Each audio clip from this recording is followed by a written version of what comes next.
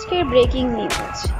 ইকবাল ভাই একটি টিভি প্রোগ্রামে এসে বললেন, অপু বিশ্বাসের জন্য আজও সাকিব খান অনেক বেশি কাঁদে।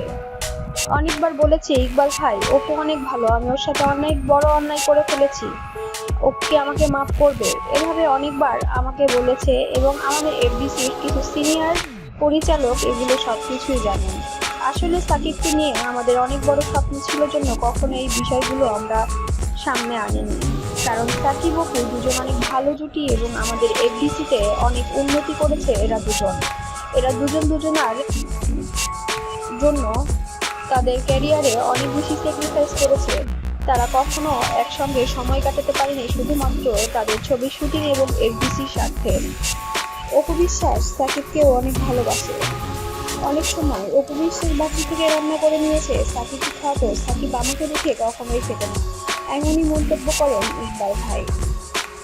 ঢালিউড সুপারস্টার সাকিব খান অপু বিশ্বাসকে তার স্ত্রী হিসাবে একটি টিভি প্রোগ্রামেও স্বীকৃতি দিয়েছিল, যেটা বুবলিকে সে কখনোই দেয়নি।